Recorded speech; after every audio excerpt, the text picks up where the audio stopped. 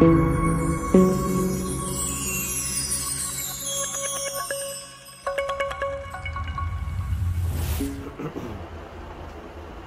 হোক, তবে বেদান্ত সাধনার একটা চিঠি থেকে আলোচনা করি, একটা ছোট্ট চিঠি। তো পবিত্রানন্দজির লেখা, ভগবানকে লেখা এই ছোট্ট চিঠিটা বেসিক্যালি একটা 4 লাইনের চিঠি, একটা পোস্ট কার্ডের চিঠিটা দিয়েছিলেন। সেই চিঠিটা একটা মহামূল্যবান চিঠি, অদ্বৈত বেদান্তের একটা চরম কথা এখানে ব্যাখ্যা করা হচ্ছে, বলা হচ্ছে। তো সেটা নিয়েই একটু আলোচনাটা করে নিন। তো এই চিঠিটা পবিত্রানন্দজি লিখেছিলেন 8ই নভেম্বর 1983 সালে। এটা বেদান্ত সাধনার 40 নম্বর চিঠি। এখানটাতে পবিত্রানন্দজি চিঠিটাকে যেমন তিনি শুরু করেন যে একটু এই খবর সেই খবর দিয়ে, ওই 2 লাইনের সেই খবর যে স্থিত তোমার লেখা টাকা এবং লেখাটুকু পেলাম, চিঠি পেলাম। স্থিতপ্রজ্ঞানন্দকে এখানে 8 দিন হলো আনিয়াছি। 20 নভেম্বর আমার জন্মতিথি উৎসবে শ্রী ঠাকুরের পুজো করিবে। হয়তো বিশ্বকানন্দ 19 নভেম্বর এখানে আসিতে পারে। 19 নভেম্বর হচ্ছে স্বামী পবিত্রানন্দজির জন্মদিন, এবং সেই দিনটাই ভগবান বেদান্ত সোসাইটিকে প্রতিষ্ঠা করেন তার গুরুর প্রতি শ্রদ্ধাঞ্জলি স্বরূপ। এটা হচ্ছে বিষয়।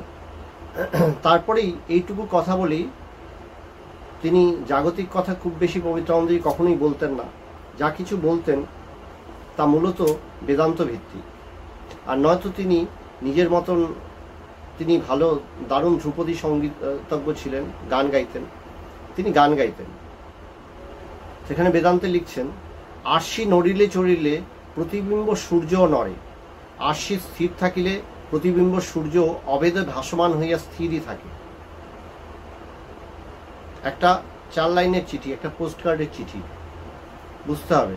বলছেন কি, আয়নাটা যদি নড়াচড়া করে, আয়না যখন নড়াচড়া করে তখন কি হয় বলে, তখন প্রতিবিম্ব সূর্য, আয়নার মধ্যে যে প্রতিবিম্ব পড়ছে, সূর্যের প্রতিবিম্ব, সেই সূর্যটাকেও আমি নড়তে চড়তে যেন দেখি।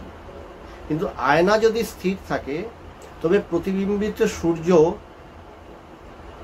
অভেদে ভাসমান হইয়া স্থির হয়। মানে সূর্য যেমন স্থির, আমরা কি দেখি, সূর্য স্থির রূপেই আছেন। আয়নাটা নড়ছে, আয়না নড়লে আয়নার যে প্রতিফলনে যে প্রতিফলনটা হয়, সেই প্রতিফলনটা নাচতে থাকে। আয়নায় সূর্যটাও যেন নাচছে, নড়ছে। আয়নাটা যদি স্থির থাকে তখন সূর্যটাও কিন্তু একইভাবে স্থির থাকে। তখন কি বলা হচ্ছে যে ঠিক একইভাবে বলা হচ্ছে যে নিবৃত্ত অন্তঃকরণ, মানে যেখানে বৃত্তি শূন্য অন্তঃকরণ। অন্তঃকরণ বলতে আমাদের এই পুরো মনটাকেই আমরা অন্তঃকরণ বলি। বেদান্তের পরিভাষায় অন্তঃকরণ বলতে আমরা পুরো মনটাকে বোঝাই। মনের মধ্যে কি কি আছে বলছেন, মন, বুদ্ধি, চিত্ত, অহংকার, এই 4টে নিয়ে হচ্ছে মন। এই 4টেকে একসাথে আমরা বেদান্তের পরিভাষায় অন্তঃকরণ বলি। বলছেন নিবৃত্তিক, অন্তঃকরণ সবসময় বৃত্তিমূলক, সেখানে সবসময় বৃত্তি চলছে। যখন বৃত্তি থাকে না তখন কি, তখন আমরা ঘুমিয়ে পড়ি। তখন কি পুরো ঘুমিয়ে পড়ছি বলছে না, তখন অজ্ঞান বৃত্তি স্বরূপ থাকে। মানে আমি কিছু জানি না, সেই বৃত্তিটাই থাকে শুধু। আমি এখানে কিছু জানতে পারছি না, অজ্ঞান বৃত্তিটা থাকে। বলেন চৈতন্য, যাহা চৈতন্য, বলছেন আমার অন্তঃকরণটা চৈতন্য স্বরূপ, আমি বাস্তবিক চৈতন্য স্বরূপ। অন্তঃকরণ বলছেন আমি চিন্তা করতে পারি, ভাবতে পারি, আমার মধ্যে চিন্তা আছে, তাই প্রমাণ করে যে আমি চৈতন্য স্বরূপ। আমার বুদ্ধির মধ্যে সেই চৈতন্যের প্রতিফলন দেখতে পাই, আমার চিন্তার মধ্যে চৈতন্যের প্রতিফলন দেখতে পাই। তো যাহা চৈতন্য, যেটা আলো, সেটা তো আর অন্ধকার হতে পারে না। যা আলো, সেই আলোতে অন্ধকার কি করে সম্ভব? সূর্যে কি অন্ধকার সম্ভব? সম্ভব না। তবে কি বলেন, সূর্যের মধ্যে কি হচ্ছে, এই আলোর মধ্যে অন্ধকারটা কোথা থেকে আসলো? আমি সুষুপ্তিতে ঘুমিয়ে পড়লাম, সেখানে আমি কিছু জানি না, সেখানে আমি কিছু জানতে পারি না, বুঝতে পারি না।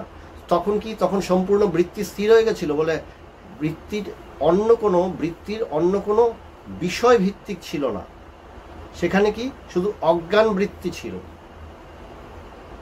অজ্ঞান বৃত্তি, যে আমি কিছু জানি না, আমি কিছু, এই বৃত্তিটাই ছিল। এই বৃত্তিটাই বলছেন, যা আলো সবসময় তো আলোই দেবে, সূর্য আলোকেই রেডিয়েট করে।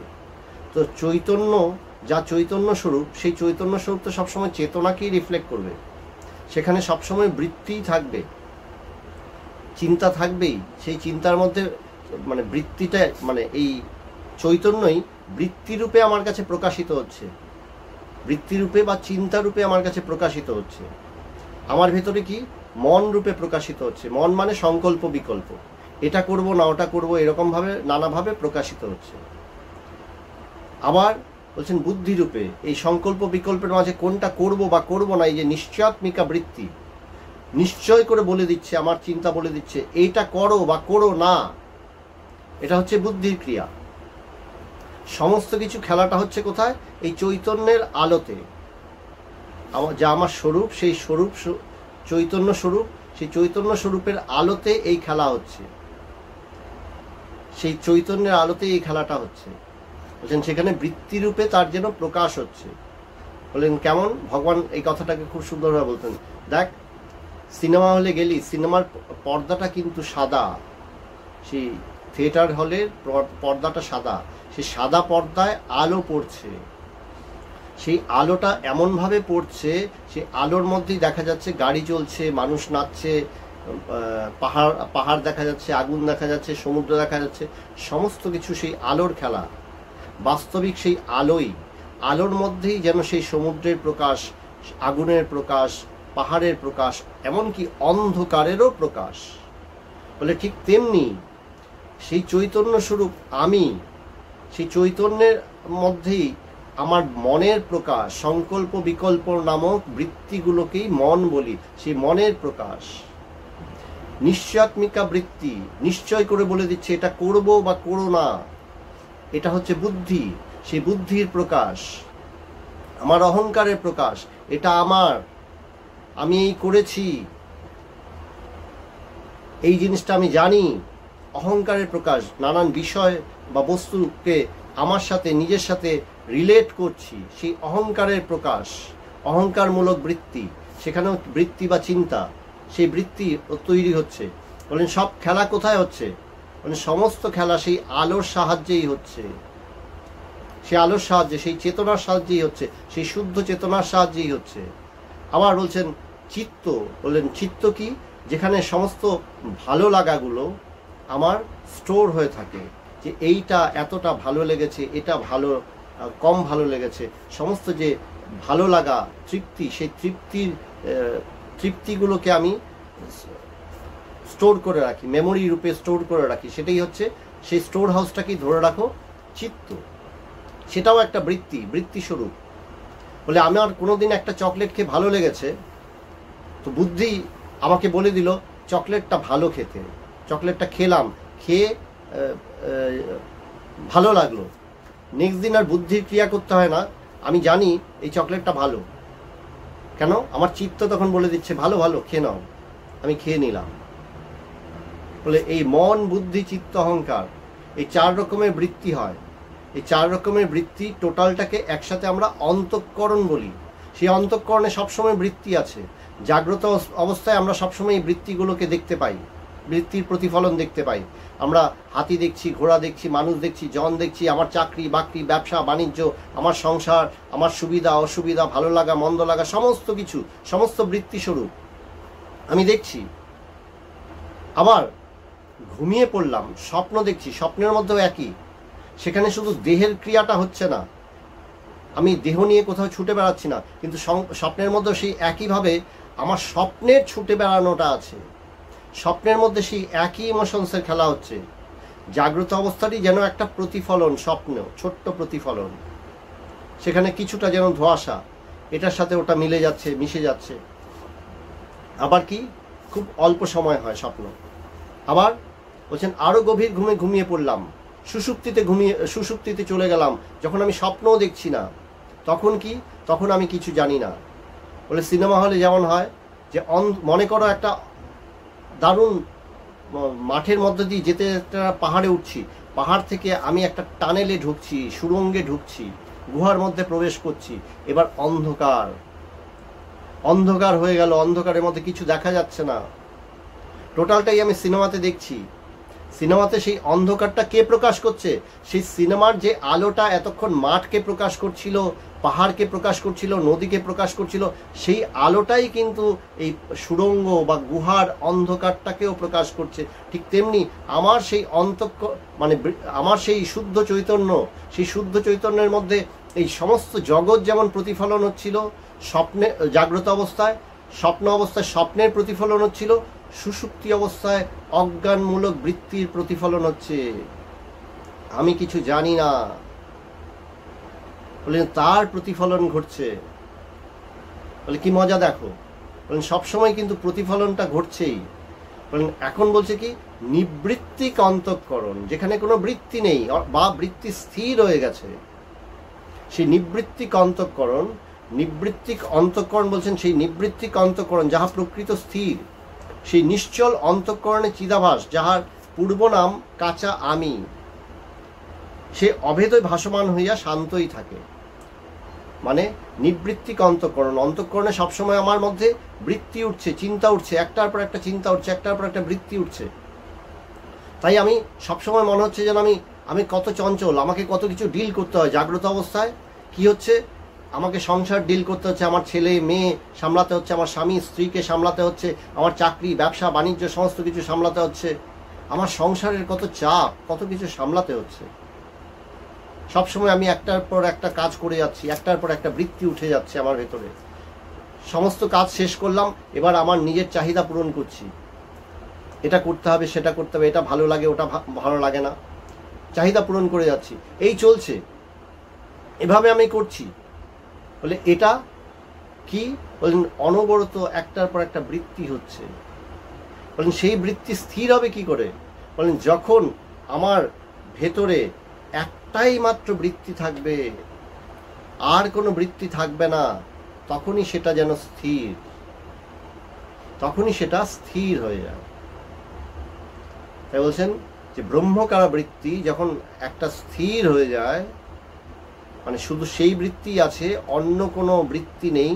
জগৎ, জগৎ কি বলছেন, সবসময় এখানে পরিবর্তন ঘটছে, বিষয় থেকে বিষয়, অন্য বিষয়ে মন চলে যাচ্ছে, সেটা হচ্ছে জগৎ।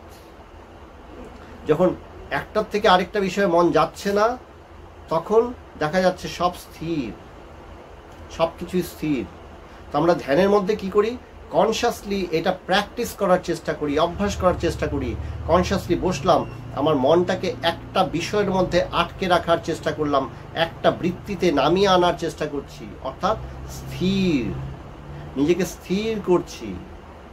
আচ্ছা, এই ক্লাসটা খুব ইম্পর্টেন্ট ক্লাস, খুব সুন্দর। এই ছোট্ট চিঠি কিন্তু কত ইম্পর্টেন্ট, দেখো কত কিছু পরিষ্কার হচ্ছে। বলছেন সেই স্থির আমি, বলছেন সেই স্থির আমি, বলছেন সেটা সেই চৈতন্যের সাথে যেন অভেদে ভাসমান। মানে যে আরশিটা নড়ছিল চড়ছিল, আয়নাটা নড়ছিল চড়ছিল, যতক্ষণ নড়ছিল তখন মনে হচ্ছিল আয়নায় প্রতিবিম্বিত সূর্যও নড়ছে, বলে সূর্য নড়ছে। যেমন এবার মজা হয়েছিল, কয়েকদিন আগে পুরুলিয়া গেছিলাম, গাড়িতে যখন ব্যাক করছি তখন সূর্যটা ডুবছে। তো সূর্য ডুবছে, তো গাড়ির আয়নার মধ্যে, ওভারভিয়ামের মধ্যে সূর্যটা ডুবছে, তো ফটো তোলার চেষ্টা করছে। যে বসেছিল আমার পাশে সে ফটো তোলার চেষ্টা করছে, যে ফটোটা তুলি, সূর্যের ছবিটা তুলি। গাড়ি তো চলছে, গাড়িটা টার্ন নিয়ে নিচ্ছে, সূর্যটা নড়ে যাচ্ছে। তো আমাকে বলছে, আরে দাঁড়াও, সূর্যটাকে স্থির হতে দাও। তো তখন আমার এই কথাটা মনে হয়েছিল যে আরশি যখন নড়ে চড়ে তখন মনে হয় সূর্য নড়ছে চড়ছে, সূর্য তো স্থির। তো আমার চৈতন্য, সেই শুদ্ধ চৈতন্য, বাস্তবিক চৈতন্য একই রকম, চৈতন্যের কোনো রূপান্তর হয় না, চিন্তার রূপান্তর হচ্ছে। যা চিন্তার রূপান্তর হচ্ছে সেটা মায়া, যা রূপান্তর হচ্ছে সেটা মায়া। বলেন সেই সেই শুদ্ধ চৈতন্য একই রকম আছে, বলেন সূর্য তো একই রকম আছে, আরশিটা নড়ছে চড়ছে। আরশি বলতে এই কাঁচা আমি, বলছেন কাঁচা আমি নড়ছে চড়ছে, তার কত কিছু আছে, চাহিদা আছে, ভালো লাগা আছে, মন্দ লাগা। এই এটা যখন স্থির হয়, বলছেন যে এই তোমার চিদাভাস যখন স্থির হয়, ভেতরটা যখন স্থির হয়, অন্তঃকরণ যখন স্থির হয়, তখন দেখবে সেই চিদাভাস যেখানে সেই শুদ্ধ চৈতন্যের প্রকাশ, তার সাথে যেন তুমি অভেদে ভাসমান, তখন অভেদে ভাসমান। সেখানে কোনো বৃত্তি নেই, নিবৃত্তিক। যখন বৃত্তি নেই তখনই সেটা বোঝা যাচ্ছে, আরে তাই তো, বললেন অভেদে ভাসমান। তখনই অন্তঃকরণ ও আমি এক হয়, ইহাকেই বিদ্যার আমি বলা হয়।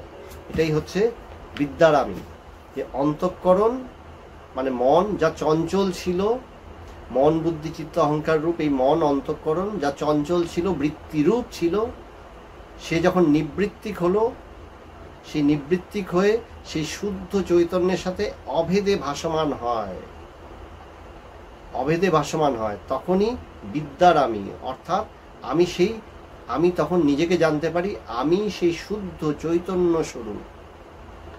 এতক্ষণ আমি নিজেকে কিভাবে জানি? যখন বৃত্তিরূপে থাকি আমি, তখন আমি জানি যে আমি জীব মানে জীব স্বরূপ, আমি এই হচ্ছি, আমি অহংকারের দরুন আমার এই নাম, আমি এই কাজ করি, আমার এই আছে সেই আছে, আমার ভালো লাগা মন্দ লাগা, এটা করব না সেটা করব, কখনো অহংকার রূপে, কখনো বৃত্তির নানান বৃত্তি রূপে, এই যে সংকল্প বিকল্প রূপে মন রূপে, কখনো বুদ্ধি রূপে, কখনো চিত্ত রূপে, এই সমস্ত কিছু আমার ভেতরে চলতে থাকে, বৃত্তি রূপে চলছে। যে বৃত্তি স্থির হয়ে গেল, দাঁড়িয়ে পড়লাম, তখন আমি বলছেন তখনই জানতে পারি যে আত্মা বাস্তবিক আমি সেই শুদ্ধ চেতন স্বরূপ, আমি সেই স্থির আত্মা চেতন স্বরূপ। আমার মধ্যে কখনোই কোনো চিন্তার উৎপত্তি হয় না।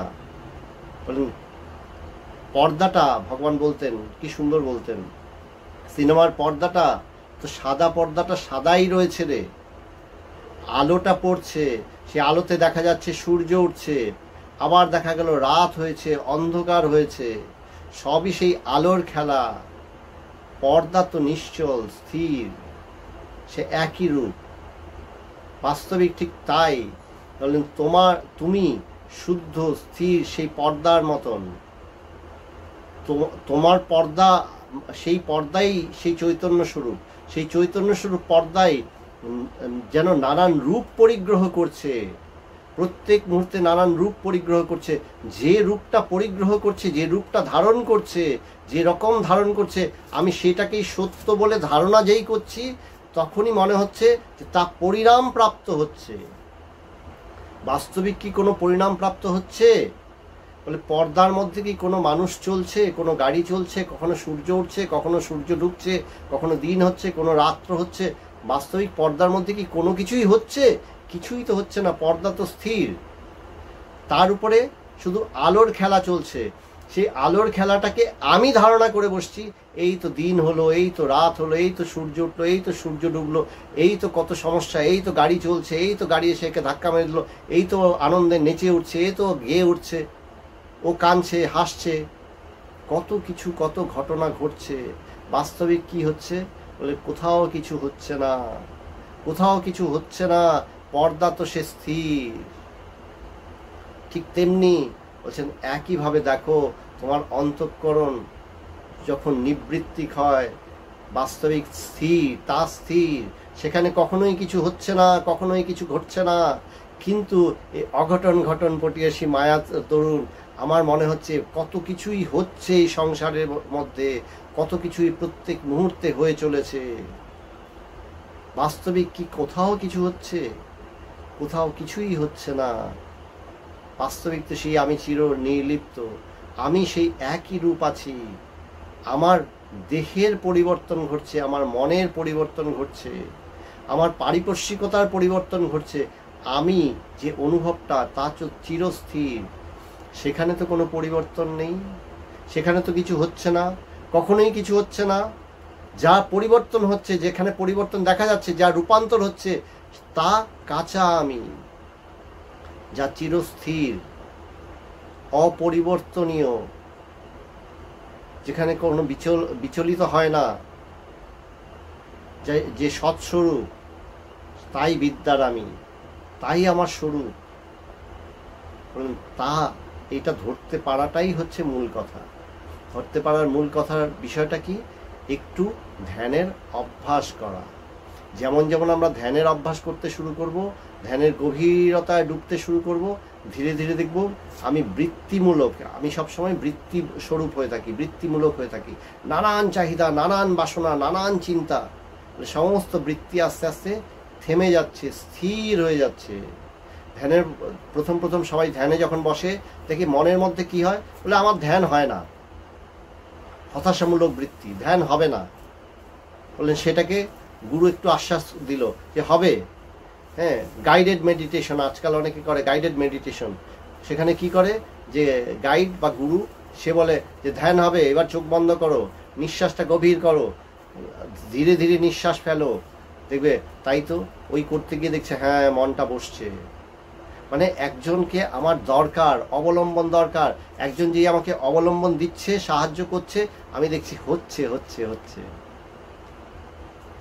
বললেন এই অবলম্বনটা তুমি নিজেই হও, নিজেই হও, তোমার কাউকে দরকার নেই, কোনো কিছুরই দরকার নেই।